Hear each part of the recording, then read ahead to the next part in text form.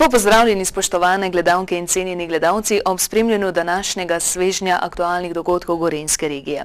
Osrednjo informativno oddajo deželne televizije začenjamo s posnetkom spominske svečanosti v Dražgošah, kjer je več tisoč glava množica pohodnikov minulo nedeljo znova opozorila na zgodovinski pomen Dražgoške bitke za kasnejšo osvoboditev slovenskega naroda. Slovesnosti v počastitev 62. obletnice Dražgoške bitke se je v nedeljo ob osrednjem spomeniku v Dražgošah udeležilo več kot 7000 ljudi, ki so tako obudili spomin na junaški boj Cankarjevega bataljona in na znamenito bitko.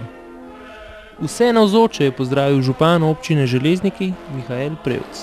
Cenjeni gostje Dražgoš, v imenu občine Železniki in seveda v imenu Dražgošanov vas prav lepo pozdravljam in izrekam prisrčno dobrodošlico na tej slavnostni prireditvi. Še posebej bi na tej prireditvi rad pozdravil še živeče borce Cankarjevega bataljona. Vsi pa smo danes prišli sem zavestjo, da se spoštljivo spomnimo teh dogodkov in se poklonimo spominu vseh padlih, tako borcev kot nedolžnih domačinov, ki so na teh strminah dali največ, kar so imeli svoje življenja. Slavnostni govornik, predsednik državnega zbora Borut Pahor, se je zahvalil borcem Cankarjevega bataljona. Vsi tisti, ki se danes in se bomo jutri zbirali tukaj v Dražgošah in druge ob takih priložnostih okrog vas, je prav, da veste, da smo vam za vaš pogum, za vaše odrekanja, za vašo voljo, za vašo upornost iskreno hvaležni in da smo bili in da bomo ponosni dediči vaših ravnanj. Letos se je približno 1000 ljudi odločilo za organizirane pohode. Med njimi je bil tudi tokrat s 389 udeleženci najštevilčnejši jubilejni, že 25. spominski pohod po poti Cankarjevega bataljona s Pasje ravni v Dražgoše. Udeleženci so se tako podali po poti bataljona, ki se je pred mnogimi leti po hudih bojih umaknil v Dražgoše, kjer je prišlo do znamenite bitke, ki je terjala življenja 41 Dražgošanov in 9 partizanov.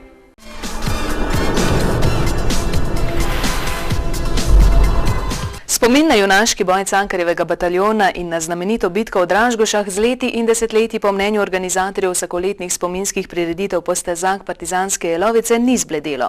Nasprotno, bolj kot kdajkoli prej se zdi, da je prav spomin na takrat največjo odporniško bitko v Nemškem rajhu, ki je terjala smrt 50 Dražgošanov in partizanov, več kot dober opomin na nujnost miru in združevanja svobodomiselnih ljudi vse povsod po Evropi in svetu.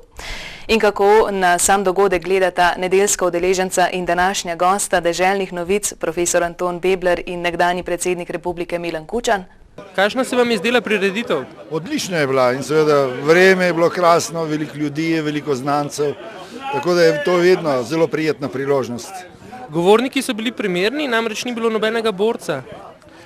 No, res je, da verjetno, da že so odšli številni med tistimi, ki bi lahko prispevali iz svojih neposrednih izkušenj. No, Janez Stanovnik je seveda že bil govorc, tako da se število tistih, ki bi lahko iz vrst borcev lahko povedali kaj novega na tej prireditvi, se zmanjšuje in je razumljivo, da nastopajo mlajše generacije. Seveda se možnost in tudi pričakovanja zmeraj obstojijo. Je pa seveda vprašanje, ali mi vsi spoštujemo leta, ki jih ti ljudje nosijo na svojih ramenih in ki so gotovo pustila posledice. Mislim, da pravzaprav ni treba, da oni govorijo njihovo dejanje in njihova dejanja ves čas med vojno, pa tudi po vojni, ko so se vključili v obnavljanje porušene domovine, so povedala dovolj. Vprašanje, če mi to razumemo in če slišimo to, kar govorijo. Kakšen pomen pa vidite vi v te bitke, zgodovinski pomen za Slovence? No, ta pomen je bil predvsem simbolen, psihološki, vojaški pa je bil predvsem negativen.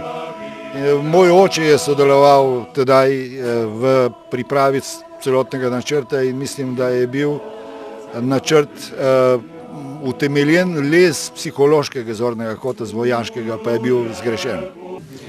To je kraj spomina in kraj krepitve slovenske samozavesti.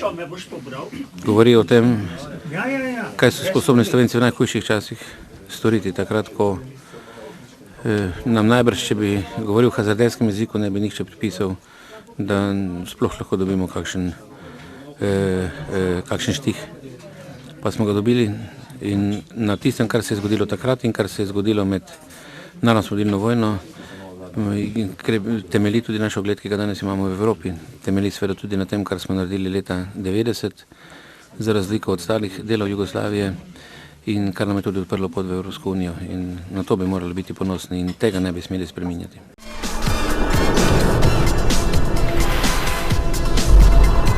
V vojašnicah v Postojni, Bohinjski Beli, Murski Soboti in Novem mestu se v teh dneh začenja 13-tedensko usposabljanje prve generacije bodočih poklicnih vojakov, po katerem naj bi bili fantje usposobljeni za učinkovito preživetje na bojišču in samostojno opravljanje bojnih nalog v različnih razmerah ter dosegali ustrezno raven psihofizične pripravljenosti.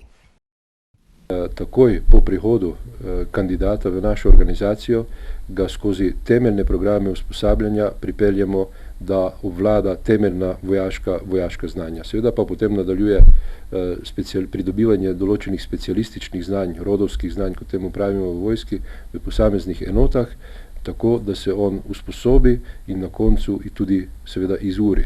In potem imamo lahko sestavljeno, izurjeno enoto, ki je tudi dobro opremljena. Skratka, enoto, v kateri profesionalni pripadniki, vojaki, podčastniki in častniki seveda v celoti ovladajo vojaške veščine.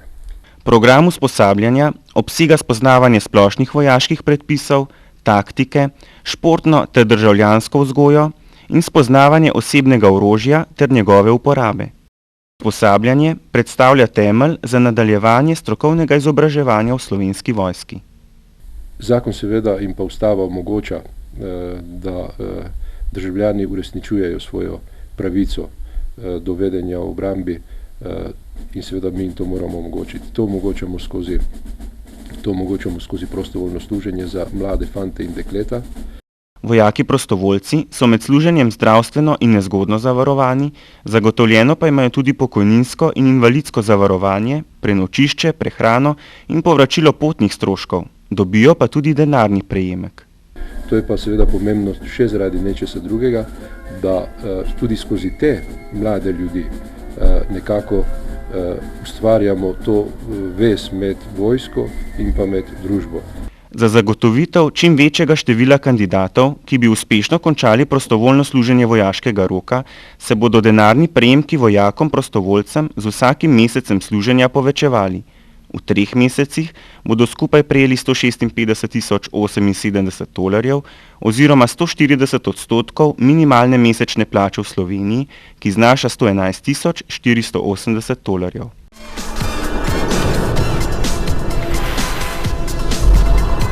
Z današnjim dnem so se začele letošnje zimske razprodaje obutve in tekstila.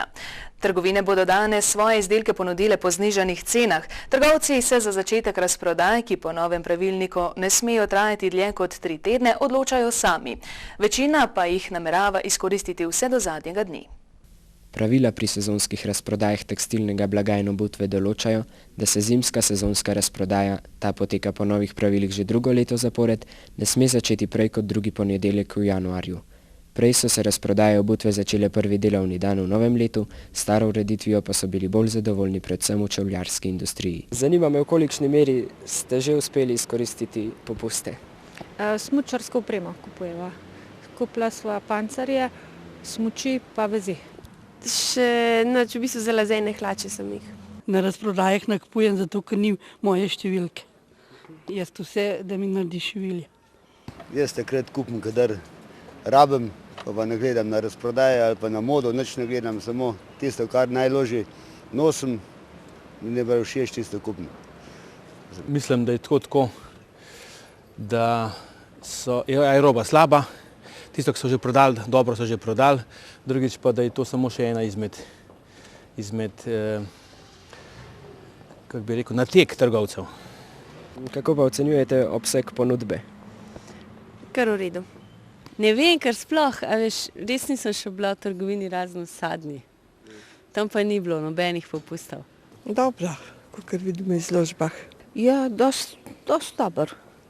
Je kar dost zaloge. Zelo dober. Kaj pa menite o kvaliteti izdelkov?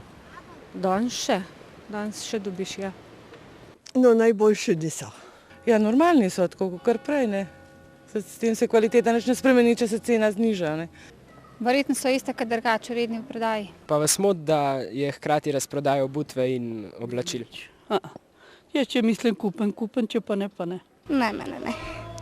Lahko boje poceni dobim. Ne. Mislim, da je to prav, že greš v nabavo, da kupiš vse, kar rabiš. Ne, mene nič. Hkrati si lahko gledaš vse. Ni treba dvakrat hoditi na razprodaje. Pravila o razprodajah med drugim določajo, da trgovec 7 dni pred začetkom obdobja posamezne sezonske razprodaje ne sme vršiti drugih oblik razprodaje ali dajati popuste pri prodaji blaga, ki je predmet sezonske razprodaje. Ta prepoved pa ne velja za popuste, ki jih trgovec daje skozi daljše časovno obdobje in niso vezani na posamezno vrsto blaga. Koliko časa ste se pripravljali na razprodaje? 3 dni. Ja, za razprodajo traja kar nekaj časa, kot vidite, trgovina zelo polna, ogromno artiklov, tako da lahko vse polepimo, se zmenimo za cene, traja kar kakšen mesec, sigurno. V soboto dopoldne smo cene spreminjali. Koliko izdelkov pa kljub razprodajam ostaja neznižanih?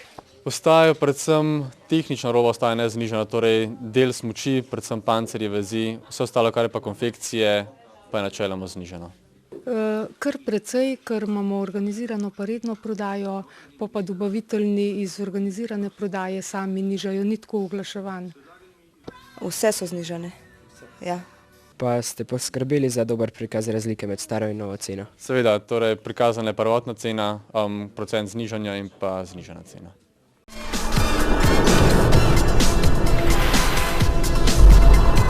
Društvo tabornikov Rod Svobodnega Kamnitnika iz Škofje Loke je že 33. zapored organiziralo taborniško orientacijsko tekmovanje. Tekmovanje je bilo na osnovni šoli Poljane in v okoliških gozdovih. Udeleženci so bili stari od 11 do 21 let, vsi pa so se prav prijetno zabavali. V Poljanah nad Škofjo Loko so se zbrali tabornice in taborniki iz vse Slovenije. V Rodu Svobodnega Kamnitnika iz Škofje Loke že 33. leto zapored organiziramo to orientacijsko tekmovanje. Tekmovanje je na začetku potekalo v sklopu prireditev ob Dražgoški bitki. Zadnjih vsaj 10 let pa ga organiziramo samostojno, predvsem čisto taborniško tekmovanje, na katerem se pomerijo ekipe iz vse Slovenije v prvinah orientacije, življenja v naravi, prve pomoči in podobnega. Poleg orientacije v naravi so morali taborniki pokazati svoje znanje na posebnih točkah. Ja, nekatere kontrolne točke so žive, na teh točkah tekmovalci rešujejo teste iz življenja v naravi in prve pomoči. Preden pa so odšli na progo, pa so odpisali tudi topografski test, ki preizkuša predvsem znanje topografije. Na tekmovanju je sodelovalo 33 ekip, ki so štele po 5 članov, toliko pa je bilo tudi kategorij. Imamo 5 kategorij. Najmlajše so gozdovnici in gozdovniki, to so otroci od 5. do 9. razreda, nato popotniki in popotnice, to so srednješolci, ter pa grče, to so starejši taborniki. Taborniki, tako škofjeloški kot tudi drugi, imajo še celo vrsto različnih aktivnosti. Ja, naše glavne aktivnosti so seveda izleti, čim več življenja v naravi, tudi na rednih vodovih sestankih, ki potekajo vsak teden, se otroci učijo povezanosti z naravo, življenja v naravi in ostalih veščin. Naše glavne akcije pa sta seveda zimovanje in pa taborenje, na katerega vsako leto popeljemo precejšnje število otrok iz Škofje Loke. Najboljši taborniki so prejeli pokale, izbrali pa so tudi najbolj kul ekipo. Vsi udeleženci tekmovanja so se na koncu posladkali s palačinkami.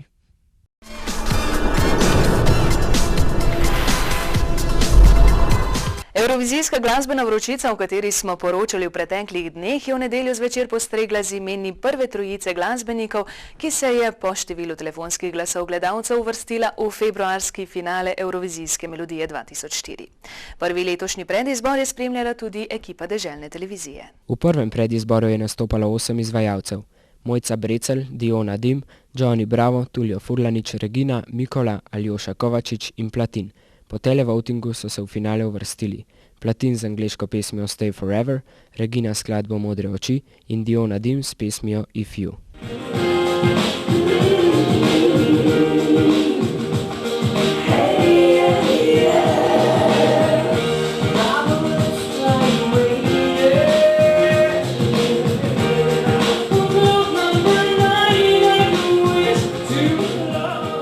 vseh predizborov pa bo na koncu strokovna žirija izbrala še 4 glasbenike, ki se bodo prav tako pomerili v finalnem izboru.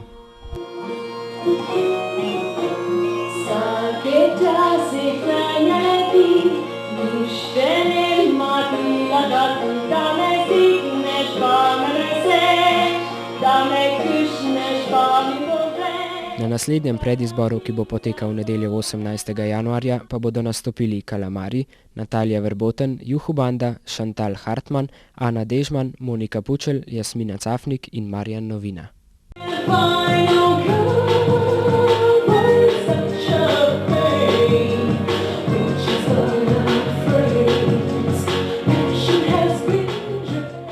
Kdo nas bo zastopal oziroma zastopala na majskem tekmovanju za pesem Eurovizije 2004 v turškem Carigradu, bomo dokončno izvedeli 15. februarja na zaključnem izboru v Ljubljani. Do takrat pa je še kar nekaj časa. Da vam čas hitreje mine, pa ste vabljeni k ogledu našega programa. Do prihodnjih deželnih novic pa lep pozdrav!